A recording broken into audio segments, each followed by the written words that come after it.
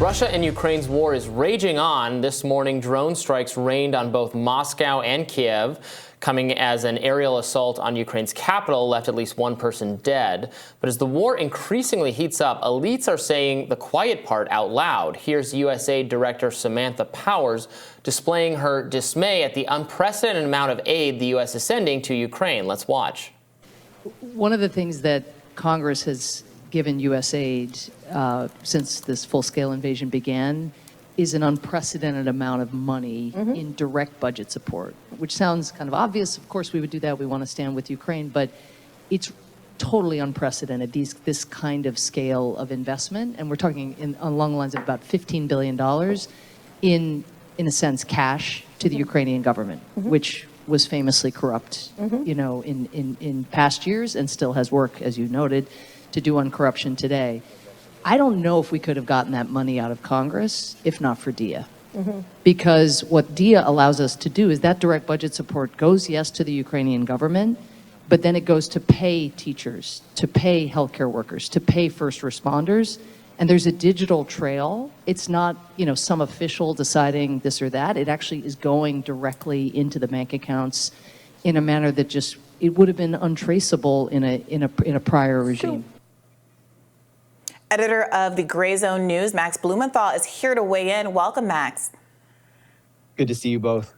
So you hear Samantha Powers there explaining that Ukraine is corrupt. It is known to be one of the most corrupt countries in Europe, in the world, that but for DIA, there would be a lot of difficulty getting these cash transfers from the United States to Ukraine because of reasonable fears of corruption. But then she characterizes it as a good thing that DIA enables this workaround. Unpack this for us. What is DIA and why should we be concerned here? There are 2 points I want to make here.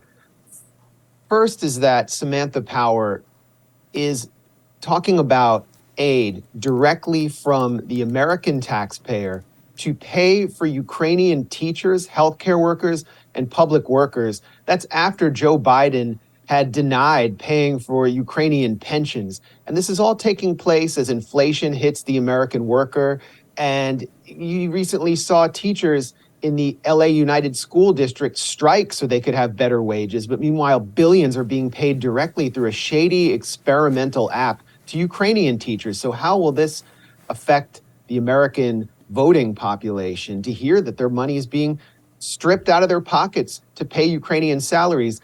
We also saw Lindsey Graham, the biggest hawk in Congress, declare in a meeting with Vladimir Zelensky that the Ukraine war has been a good investment because we've killed a lot of Russians. So we were told all along that this was just about supplying military aid so that the U.S. could liberate Ukraine from an unprovoked Russian invasion. Now we see it's about paying Ukrainian workers and simply about throwing Ukrainian soldiers, the youth of Ukraine, into a slaughterhouse to kill lots of Russians. That's not what how Americans were sold on this war.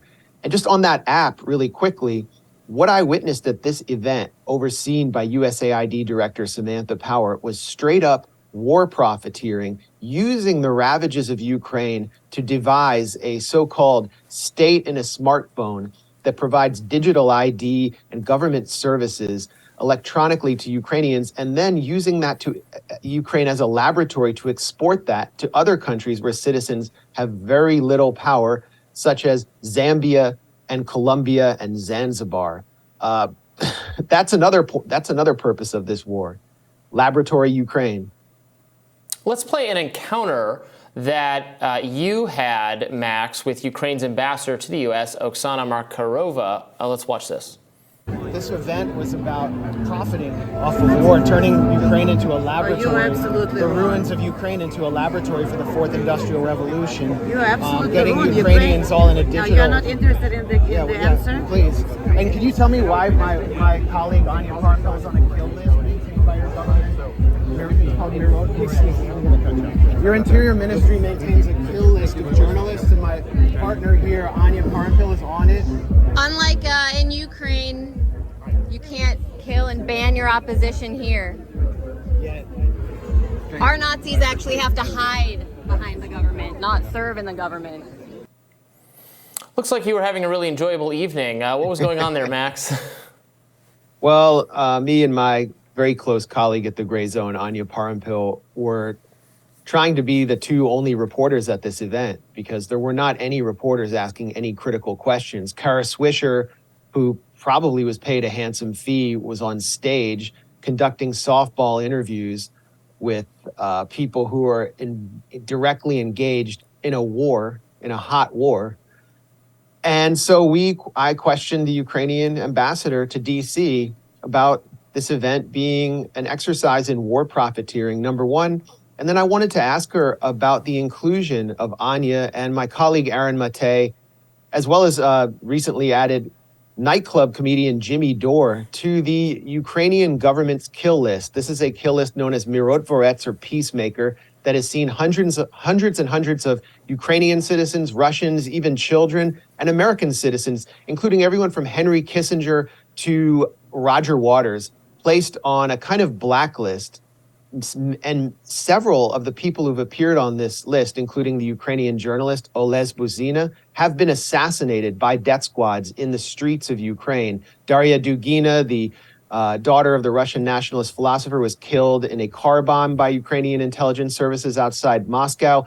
Her name was marked liquidated on that list. So I wanted to ask the Ukrainian ambassador about this list that my colleagues are on, American journalists are on. And she walked away. I was trying to give her a chance to respond, but she walked away. And that's been the Ukrainian government's response so far. We've heard nothing from so-called press freedom NGOs, however. Max, your reporting in this context and elsewhere really is unique and I think valuable to a lot of our listeners. I want to make sure that we really understand what's going on with this Dia app, though, in particular.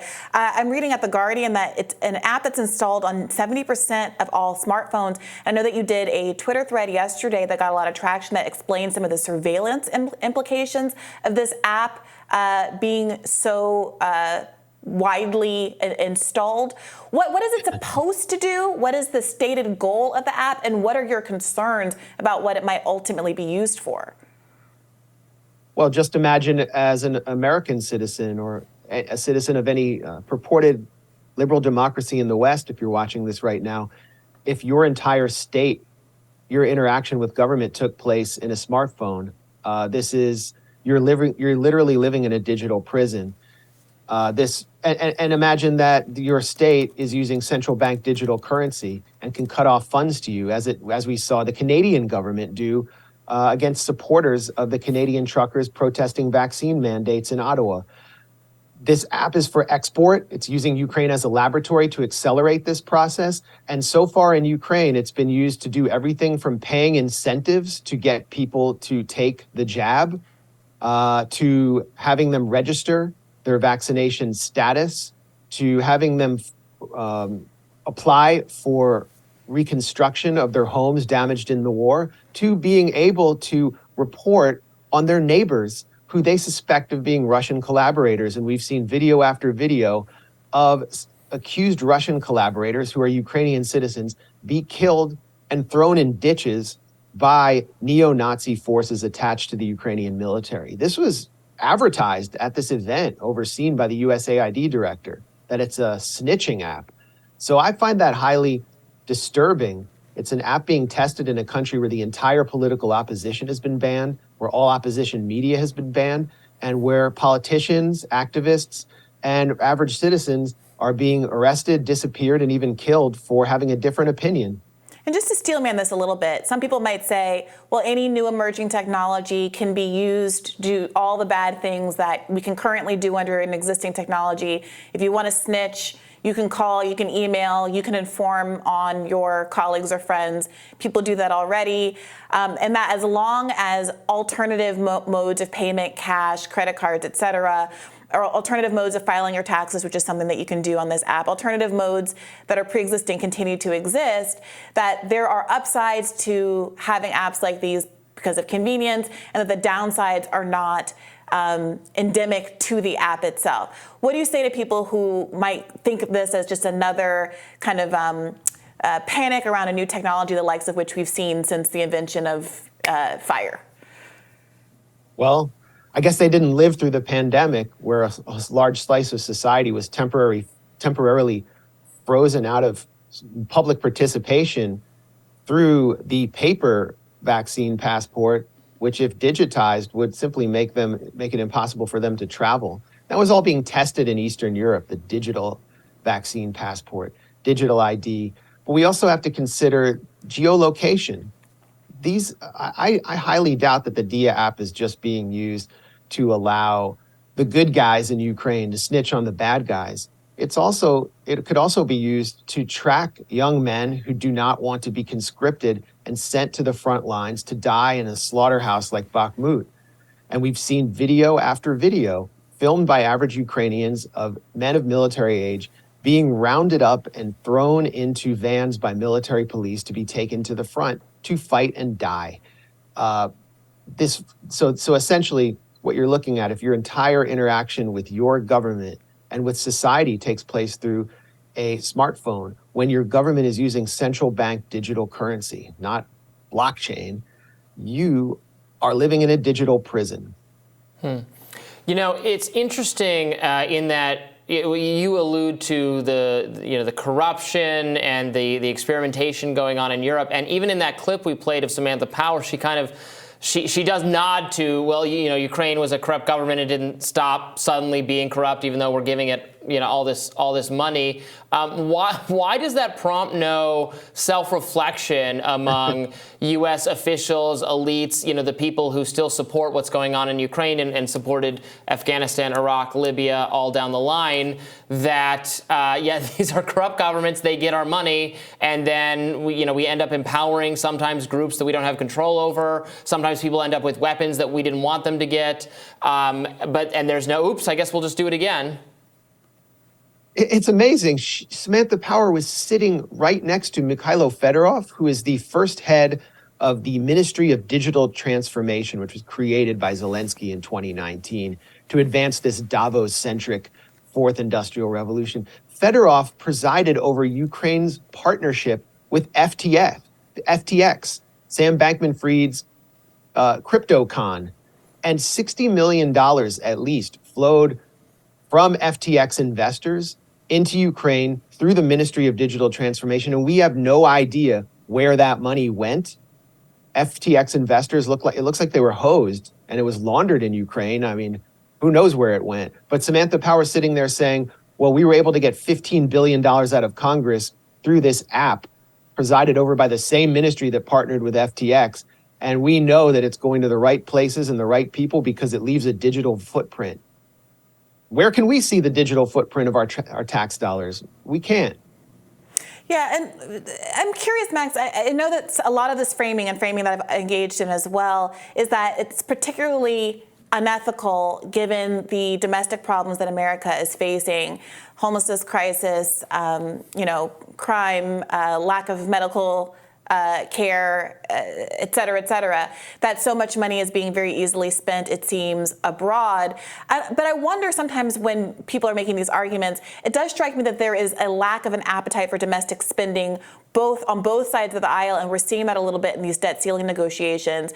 Are you ever concerned that this, I think, true and accurate argument that there is more appetite to spend money abroad than there is at home is leading people to believe that there is a real appetite, even among anti-war advocates, to actually do more domestic spending to help working class Americans? Or is it just being used as an argument against Ukraine without any real interest in following through and delivering for working people here at home?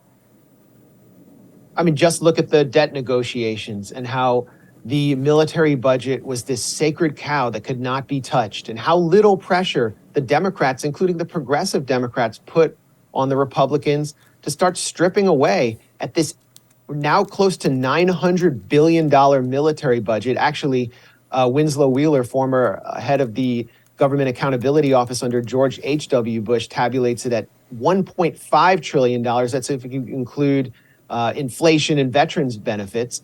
And the Republicans wouldn't touch this. They only want to touch social spending that goes to the poor and working people of America. So where does the military budget go? A CBS investigation, not exactly the most anti-war outlet, found that over half of it goes to government contractors who are overcharging the military, and yet Congress won't touch this. So of course we should be talking about domestic spending. It starts with domestic spending, and it's the one of the major reasons that the U.S. is in Ukraine, and that at this event I went to in D.C., that negotiations and peace were not discussed once, is because our economy runs on military Keynesianism. No offense to Keynes, but that's the best way I can characterize it. And what do you mean by that? That so much of our economy depends on the military budget going to the Beltway bandits here in Washington, Deloitte, Booz Allen Hamilton, Lockheed, Raytheon, and all their employees who are filling up all of these luxury housing units that are being built while no new housing is being built for the poor and working class of DC. It's also the same in Texas or Colorado. So much of the economy revolves around the military budget, and then there's the R&D, the research to produce new weapons and new technology. That's what this country, so much of this country's middle class, upper middle class, and even upper class depends on. And to be in this war in Ukraine puts that economy on overdrive, just as the Afghanistan war did as well. Max, thank you so much for joining us. We appreciate it. Thanks for having me on.